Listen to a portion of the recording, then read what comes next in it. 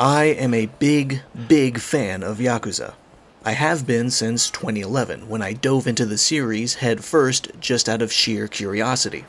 I haven't really had the chance to go into detail about my experience with the franchise on this channel, because only one game has come out in the 16 months I've been making videos. But believe me when I say I adore this series and its spin-offs, including Judgment and even the Fist of the North Star game, also made by Ryuga Gotoku Studio. Because I love Yakuza so much, I typically try to keep up with news surrounding it as much as I can, and it feels like I haven't really been reading anything encouraging lately. Back in July, a rumor was reported that the Japanese talent agency Johnny & Associates was attempting to pull the rug out from underneath the Judgment series, which stars their talent Takuya Kimura. The reason for this is because they don't want the games to release on PC out of fear that mods might rip Kimura's likeness out of the game to be used for any fan-made creations. The game is available on Stadia, yes, but you can't mess with game files through Stadia. All of this seems like something silly to worry about, but J&A has a reputation for being viciously possessive of their talents' likenesses. Their faces can't appear anywhere without J&A's approval, including magazines and even official images for the shows and movies they star in. Kimura isn't even allowed to follow his own wife on Instagram. It's weird, invasive, and generally just disgusting. But they get away with it because they have a lot of power in the entertainment industry.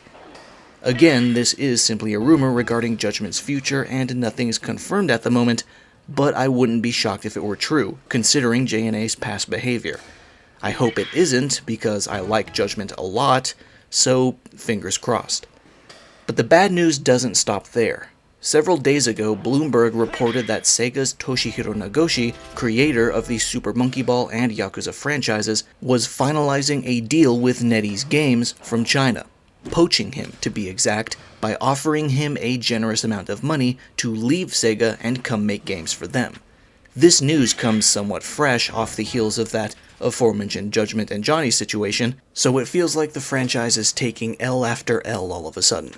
This Nagoshi news may initially inspire some major concerns and fears for Yakuza fans, as Nagoshi's name and face are very closely associated with the series, and I understand the worry. He is the mastermind behind these titles we know and love. However, as a huge fan of the games myself, I don't think there's any reason to start panicking just yet. It goes without saying that there's a chance that this report isn't even true. Bloomberg isn't right 100% of the time.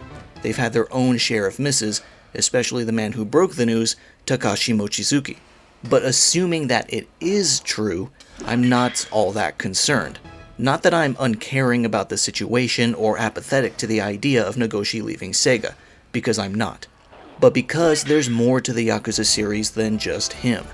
He was basically the biggest spokesperson of it in addition to being the creator, but there's more to it than that, and there's more people who are working behind the scenes to make these games as good as they are. First and foremost, the validity of the article is the most immediate issue here. Bloomberg may be a big name in the reporting world, but that doesn't mean they're always right. They reported on Square Enix potentially being acquired by a larger entity, to which Square responded with vehement denial. And Takashi Mochizuki, the one who wrote this Nagoshi article, was one of the reporters who has been pushing the existence and imminent release of a Switch Pro slated for this year, supposedly, going as far back as August 2020, probably further, saying the new console would support 4K graphics. Now granted, a new, more powerful Switch may come out in late 2022 or early 2023 or later, but that could be considered an inevitability anyway, because Nintendo obviously isn't going to just stop making consoles. Basically, there's room for doubt about this story in general. I'm not saying it's completely false, just that it can be taken with a grain of salt. But, for the sake of discussion, let's assume this deal between NetEase and Nagoshi is real. Why would it happen? There are some precedents set in place that would allow for it. China's tech giants, Tencent and NetEase, have already begun to invest in Japanese game developers and talent. Tencent has invested in Marvelous and Platinum Games, and NetEase has established a branch in Shibuya. They have good reason to do this because China has begun to ramp up major restrictions in the tech sector, something Tencent's own president, Martin Lau, has warned investors about. In fact, one of those restrictions has just popped up in the form of video game time limits for minors. The National Press and Publication Administration has just announced that they want children under 18 to play no more than 3 hours of video games per week. This is an effort to try and curb video game addiction that seems to be affecting teenagers over there. It doesn't take a rocket scientist to figure out that this is probably a bad idea and negatively affects the growth of their game industry, particularly those companies that actually seek to make games that are more ambitious than just shallow mobile titles you play for 20 minutes at a time. This is only a part of what China is likely planning. More restrictions will probably end up hitting internet usage and educational technology, impeding on a lot of ad revenue for a lot of tech companies. Because of this, big Chinese corporations are becoming more and more interested in planting their roots elsewhere, and in regards to video games, Japan is particularly attractive, because there's no shortage of noteworthy talent over there, and there's no shortage of money that NetEase and Tencent can throw around. On Nagoshi's side, he's had the fairly recent misfortune of being demoted. Way back in February 2012, Nagoshi was promoted to being Sega's Chief Creative Officer, or CCO, which is a position that gave him the power to basically greenlight and oversee games being made in-house personally. He was responsible for cultivating the right brand image through the creative design of Sega's games. In my opinion, he seemed to have done a pretty good job, as Sega released a solid selection of games since then. But sadly, it seems the financial reports don't match the respectable quality of the products, which is odd because sales numbers were actually quite high. In January of this year, it was revealed that a restructuring would see Nagoshi demoted from CCO back down to a creative director for RGG Studio, which means his sphere of influence is limited again to one division.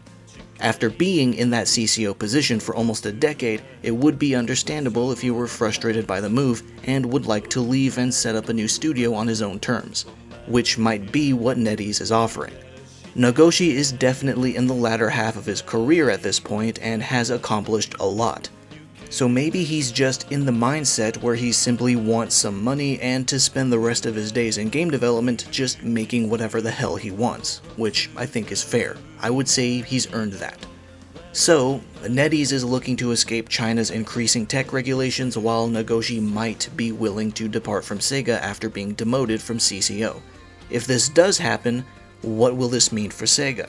Specifically the Yakuza series that Nagoshi is known for.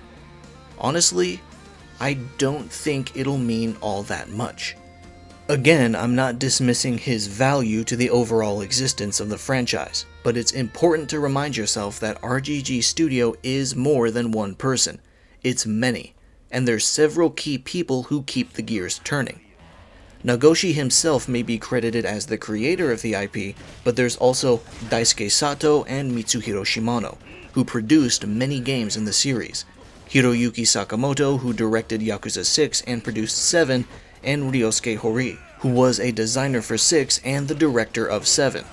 And out of all of these people, only Shimano was involved in Yakuza 0, which was far and away the most popular entry in the series until Like a Dragon released. So, as you can see, even if Nagoshi departs, there's a ton of people still around to keep the quality of the series high. On top of that, the director of the first 2 games, Ryuta Ueda, seems to have returned to Sega earlier this year, according to his Facebook page. There's no confirmation that he'll be going back to the Yakuza series specifically, but who knows. Again, the Bloomberg article might be incorrect, and Nagoshi might not leave Sega at all. But even if he does, there's more than enough talented people at RGG Studio to continue running a tight ship. However, there is a tiny chance that, when departing, Nagoshi might take a few of these people with him. And that's the point where we might begin to worry. But we'll cross that bridge when we get there. If we get there. Basically, all of this is to say that there's no need to panic about the future of Yakuza just because one person might leave the team, according to an article that hasn't had any major corroboration yet. I've seen a lot of people say Nagoshi's departure would spell doom for Sega, but he's already been removed from the biggest position he's ever held starting on April 1st, and is back to being a creative director just for RGG Studio. So if his removal from that CCO position does damage Sega as a whole, it'll happen regardless of him leaving or staying. Saying that the Yakuza series is destined to go in the garbage bin just because one person left seriously undermines the talent of everyone else there. That basically concludes all of my thoughts on the situation regarding Nagoshi's rumored departure. As unfortunate as it may sound at first, I don't think there's any real cause for concern right this moment. Thank you for watching, and I'll see you around.